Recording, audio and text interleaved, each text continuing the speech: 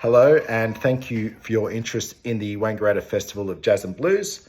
Last Thursday, Jane, Les, Daniel, Sarah, Tanya, Kieran, and myself were elected to the board to run the festival into the future. As time goes by, we'll introduce our backgrounds and what we're about further. But for now, I just want to give you an update on where things are at and how things are looking moving forward. Firstly, it's a very exciting time. The festival's been running for 35 years, and we hope that it keeps running for another 35. And we're really excited to be part of the next step.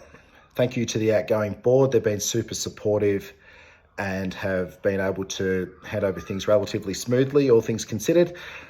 And yeah, I just want to congratulate them on being able to keep a pulse for the festival, given the challenges they've had to face over the last 5 or 6 years. Floods, COVID, bushfires, the works. So thank you guys, and we're looking forward to taking the reins and seeing where we can take it into the future. So how we've got to this position, November last year, the last hurrah took place. As a result of that, a lot of conversations were going around town and the festival about, is there a way we can keep this thing alive? Individual conversations were going on everywhere. So there was a decision made to collect everybody as a group and discuss what exactly we can do. Cam at the Rail Yard hosted the event.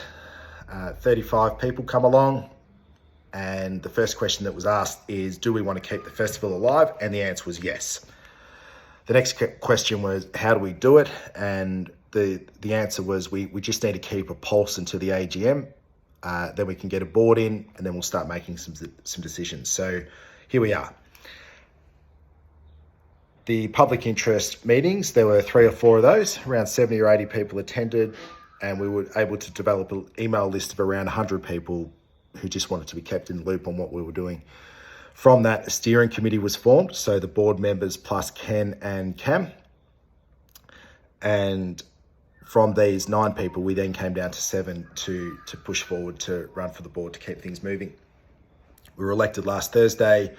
We decided to have a few days off. We've sent about 1,000 emails.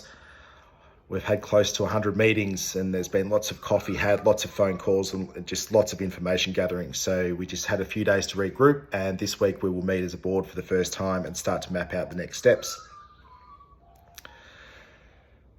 So what we do know already, we're keen to run the festival in November this year, and we're looking like, Friday afternoon, Saturday, Sunday. Tarrawinji have already done a mountain of work out there for their blues festival and sold lots of tickets. Miller were keen to host something on the Monday, and then we're hoping something goes ahead on Cup Day Tuesday as well at the Turf Club. So there's the potential there for a 5-day event or an attraction to the town. So that's exciting in itself. Funding is going to be super important for us, and Sarah, who's on our board, has a history in fundraising and in philanthropy and works in the industry, and between her and I, we've developed a bit of a strategy early on how we're going to go about things. Early on, we're going to rely heavily on donations and goodwill. We hold a DGR status, so if anybody is to donate to the festival, we can provide a tax receipt. And we ask that anybody that is willing and able to do so to come forward and donate whatever you can. There's no donation too small. And if you are looking at doing a larger donation, we're more than happy to have a conversation with you as well about how things look with what we're going to do with that money and how things look into the future with how we're spending.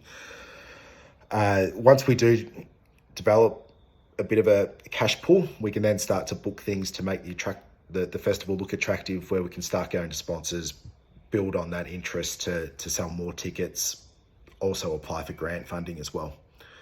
The funding strategy, yes, we need to raise money for this year, but we're looking much longer term as well. So we've been lucky enough to secure a grant for a strategic plan. Part of that will be, again, focusing on this year, but there's going to be a really, really big focus on how the festival looks in 2 years, 3 years, 5 years and beyond. So Those discussions are going to take place throughout the year while we try to run the festival as well this year. There will be specific times for us to gather information from yourselves, the public, to go into the strategic plan, because we need to build the festival around what you want. So keep